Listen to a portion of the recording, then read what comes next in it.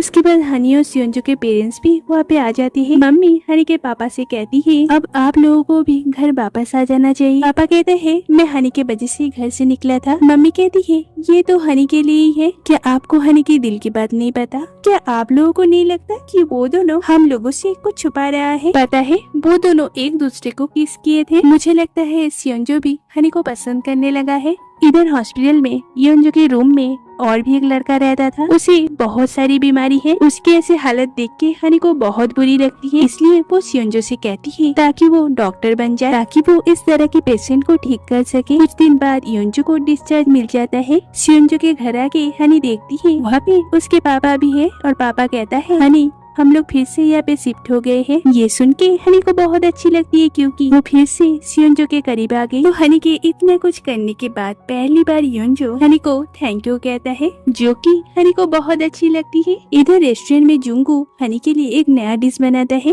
पर जब उसे पता चलता है कि हनी फिर से सियोंजो के घर में शिफ्ट हो गई है तो बहुत ज्यादा अपसेट हो जाता है। रात में हनी नहा रही थी पर उसकी अंडरगारमेंट बाहर ही गिर गई थी। वो जब उसे ढूंढने के लिए दरवाजा खोलती है, सियोंजो उसे वो देता है और कहता है क्या तुम कोई बच्ची हो जो ये सब इधर उधर गिराती रहती हो? तो हनी और वो बातें कर ही रहे थे कि सियोंजो के पापा उन दोनों को इस हालत में देख लेते हैं और कहता है जो भी करना हो शादी के बाद करना। और ये सुन के हनी इतना ज्यादा एम्बेरेस हो जाती है, वो जल्दी से अपने रूम के अंदर चली जाती है। कुछ दिन बाद हनी सियोंजो के रूम में उसके गंदे कपड़े लेने के लिए जाती है। तभी वो उसके बेड पे एक पेपर देखती है जिसमें पार्ट टाइम जॉब और रेंटेड घर की एड को मार्क किया है। तभी सियोंजो वहाँ पे आ जाता है। हनी उससे पूछती है तुम घर छोड़ के जा रहे हो? सियोंजो कहता है तो क्या अब मुझे हर काम के लिए तुम्हारी परमिशन लेना होगा? हनी कहती है तो क्या मेरे आने की वजह से घर छोड़ रहे हो? सियोंजो कहता है हर चीज में खुद को बीच में मत लाओ। घर में भी सबको पता चल जाता है कि सियोंजो घर छोड़ के जा रहा है। सियोंजो का मानना है कि वो एक बार अकेले रह के सब कुछ मैनेज करना चाहता है ताकि उसे खुद भी पता चले कि वो पेरेंट्स के गाइडेंस के बिना कैसे जी सकते हैं। पापा उसे परमिशन दे देते हैं। नेक्स्ट डे सियोंजो घर छोड़ के चला जाता है और हनी ये सब से बहुत अपसेट हो जाती है। कांग उसके ऐसे अपसेट चेहरा देख के सियोंजो जहाँ पे काम करता है वहाँ पे लेके जाता है। हनी तो सियोंजो से बात करने की कोशिश करती है पर सियोंजो उससे बात करने से मना कर देता है और कहता है कि घर में किसी को मत बताना। हनी सोचती है वो भी यहाँ पे ही काम करेगी ताकि वो सियोंजो के आसपास रह सके।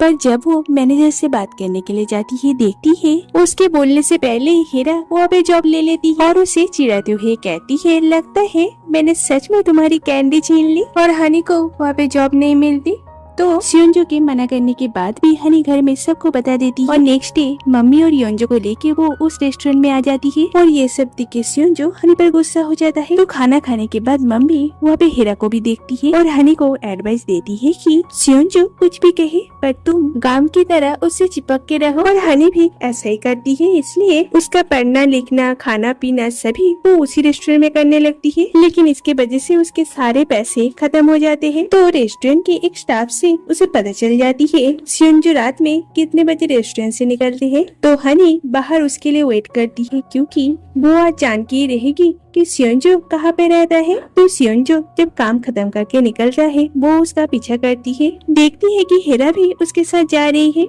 ये देख के ये सोचती है कि शायद ये दोनों आसपास में रहते होंगे, पर उसकी दिल टूट जाती है जब वो देखती है हीरा और सियोंजो एक ही रूम के अंदर जा रहा है। ये देख के इसे लगती है कि शायद ये दोनों एक साथ रहते हैं, मतलब कि वो दोनों एक दूसरे को डेट कर रहे हैं। घर में आके हनी बहुत ज्यादा रोती है और सियोंजो को कॉलेज में अवॉइड करने लगती है। अचानक हनी का उसे अवॉइड करना सियोंजो भी नोटिस करता है। कहीं न कहीं वो भी हनी को मिस करता है। उसके बाद से हनी इतना ज्यादा अपसेट हो जाती है, खाना पीना सब कुछ छोड़ देती है। उसकी ऐसी हालत उसके दोस्तों से देखी नहीं गई। मजबूरन उन दोनों को सियोंजो से बात करने के लिए जाना पड़ता है। तो ये लोग कहते हैं कि तुम्हारी वजह से हनी की हालत दिन ब दिन बिगड़ती जा रही है। वो रास्ते में तुम्हारे लिए घंटों इंतजार करती रही। लास्ट में क्या पता चला तुम और हीरा एक साथ रहते हो। मीना कहती है देखो हम लोग तुम्हें हीरा से दूर जाने के लिए नहीं कह रहे हैं, बस हनी को कह दो कि वो तुमसे कोई उम्मीद न रखे। तुम्हें पता है ना कि वो बहुत ज्यादा सेंसिटिव है। सियोंजो कहता है ठीक है मैं खुद जाके उससे सारा सच बताऊंगा। नेक्स्ट डे सियोंजो उससे बात करने के लिए जाता है। ये देख के हनी वहाँ से जाने लगती। सियोंजो कहता है मैं किसी का इंतजार कर रहा हूँ तब तक तो रुको। हनी फिर से बैठ जाती है। कुछ देर बाद वहाँ पे एक लड़की आती है। कहती है कि नेक्स्ट ईयर वो भी इसी यूनिवर्सिटी में आना चाहती है, इसलिए वो सियोंजो और हेरा से ट्यूशन लेती है। मतलब कि वो घर इसकी है। ये दोनों एक साथ वहाँ पे ट्यूशन के लिए जाते हैं। हनी को सब कुछ समझ में आती है और कहती है मतलब कि तुम दोनों एक साथ नहीं रहते ना। सियोंजो कहता है एक साथ मतलब तुम अपने हिसाब से कुछ भी सोच लेती हो। ठीक है, सोचती रहो। और वह से चला जाता है। हनी तो ये सब जान के बहुत खुश होती है। नेक्स्ट डे वो सियोंजो के लिए चॉकलेट बनाती है, लेकिन रास्ते में अचानक बारिश शुरू हो जाती है और टैक्सी भी खराब हो जाती है। इसलिए हनी बारिश में ही रेस्टोरेंट पहुंच जाती है और सर से पाँव तक पूरी तरह भीग जाती है। उसकी ऐसी हालत देख के ये दोनों तो बहुत शॉक हो जाते हैं, लेकिन इतने भीगने के कारण हनी वहाँ पे बेहोश हो जाती है। सियोंजो उसके लिए बहुत परेशान हो जाता है और जल्दी से डॉक्टर को बुलाता है। उसके बाद हनी जब थोड़ी सी ठीक हो जाती है, सियोंजो उसके लिए टैक्सी ढूंढता है ताकि वो उसे घर भेज सके, लेकिन इतने बारिश के वजह से रास्ते में उन्हें कोई भी टैक्सी नहीं मिलता। सियोंजो कहता है पास में ही मेरा घर है, आज रात तुम वहीं पे ही रुक जाओ। और दोनों सियोंजो के फ्लैट में चले आते हैं। सियोंजो अपना कपड़ा उसे चेंज करने के लिए देता है और कहता है यहाँ पे एक ही बेड है, इसलिए तुम नीचे सो जाओ और मैं ऊपर सो जाता हूँ। हनी कहती है बीमार तो मैं हूँ और तुम चाहते हो कि मैं इतने ठंड में नीचे सो जाऊं। लास्ट में सियोंजो को ही नीचे सोना पड़ता है। इसके बाद भी हनी उसे बार बार पूछती रहती है सियोंजो क्या तुम्हें ठंड लग रहा है, क्या तुम नीचे सो पाओगे। सियोंजो ये सब से बहुत ज्यादा इरिटेट हो जाता है और बेड में ही सोने के लिए आ जाता है, लेकिन दोनों बहुत ही ज्यादा अनकंफर्टेबल फील करते हैं। हनी सोचती है हम दोनों इतने करीब हैं, क्या पता सियोंजो आज मुझे किस कर दे। पर सियोंजो कहता है तुम जैसा सोच रही हो आज वैसा कुछ भी नहीं होगा और कहता है अब शांत होके यहाँ पे सो जाओ। तो हनी भी सो जाती है, लेकिन सियोंजो को पूरी रात सोने नहीं देती क्योंकि उसके अजीब स्लीपिंग पोस्चर की वजह से सियोंजो पूरी रात सो नहीं पाता। सुबह उठने के बाद सियोंजो जब उसे कहता है कि तुम्हारी वजह से मैं कल रात सो नहीं पाया, हनी कहती है तुम ये सब क्या बोल रहे हो, मैं तो बिल्कुल सीधा सोती हूँ। ये सुनने के बाद सियोंजो और क्या ही कहे, फिर वो दोनों ब्रेकफास्ट करते हैं जो कि ऑब्वियसली सियोंजो ने बनाया है। खाना खाने के बाद हनी इसके लिए एक शर्ट चूज करती है और कहती है आज ये पहनो, लेकिन सियोंजो अपने पसंद का एक शर्ट लेता है और कहता है कि अब तुम मुझे कपड़े चेंज करते हुए भी देखोगे। हनी शर्मा के घूम जाती है और सियोंजो को भी ये बहुत अच्छा लगता है। फिर वो दोनों रेडी होके घर से निकलती है। हनी उसके लिए सूट ठीक कर देती है। ये सब देख के सियोंजो कहता है तुम तो ऐसा कर रहे हो जैसे ये तुम्हारा घर है। हनी ये सुन के फिर से खुश हो जाती है। फिर वो दोनों कॉलेज के लिए निकलते हैं। हनी अपने मन में सोचती है आज तो ऐसा लग रहा है जैसे हम दोनों का शादी हो गया है। सियोंजो कहता है कौन सा अपना देख रही हो, अब थोड़ा ज्यादा ही हो रहा है। फिर वो दोनों कॉलेज पहुँचते हैं।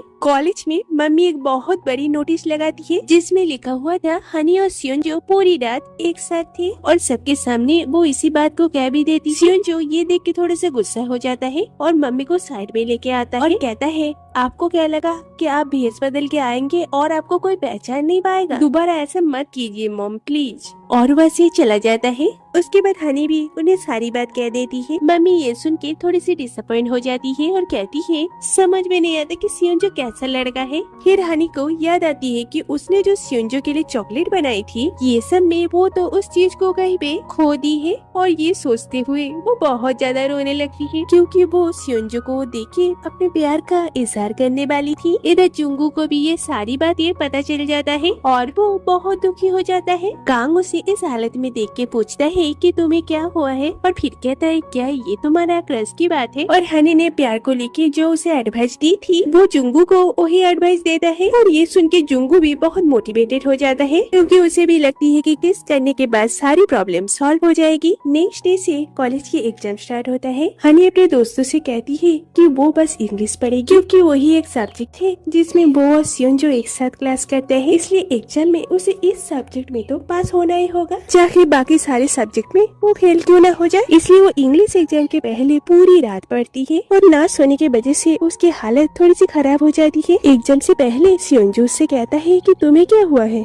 हनी कहती है एग्जाम से पहले सबकी हालत तो ऐसी ही होती है, पर तुम दोनों कितने नॉर्मल लग रहे हो। हीरा कहती है हम लोग तुम्हारी तरह पूरी सिलेबस को एक ही रात में नहीं पढ़ते। फिर एग्जाम स्टार्ट होता है। हनी सोचती है कि सियोंजो उसके ब्लैंक आंसर पेपर के साथ अपना कंप्लीट आंसर पेपर एक्सचेंज करता है, जो देख के हीरा बहुत ज्यादा जेलस हो जाती है। पर ये बस सपना था, रियल नहीं था। रियल में तो सियोंजो और हीरा एग्जाम कंप्लीट करके वहाँ से चले जाते हैं और हनी बस सोचती रह जाती है। एग्जाम खत्म होने के बाद जुंगू हनी से बात करने के लिए आता है और कहता है पता है मुझे उस रात कितना बुरा लगा था, मैं कितना भी कोशिश करूँ पर मैं तुम्हें भुला नहीं पाऊंगा। मुझे पता है कि ये सब कुछ सियोंजो के वजह से हुआ है, वही हमेशा तुम्हारे करीब आना चाहता है। तो जुंगू ये सारी बातें कर रहा था और इधर हनी पूरी रात ना सोने की वजह से वहाँ पे सो जाती है। तभी वहाँ पे जूरी और मीना आती है और जुंगू से कहती है मुझसे क्या बात कर रहे थे। पता है उन दोनों के बीच में कुछ भी नहीं हुआ, सियोंजो ने तो उसकी बालों को भी टच नहीं किया। ये सुन के जुंगू बहुत ज्यादा खुश हो जाता है और कहता है ये सियोंजो तो बहुत ही जेंटलमैन निकला, और खुश होके हनी को उठा के वहाँ से भागने लगता है।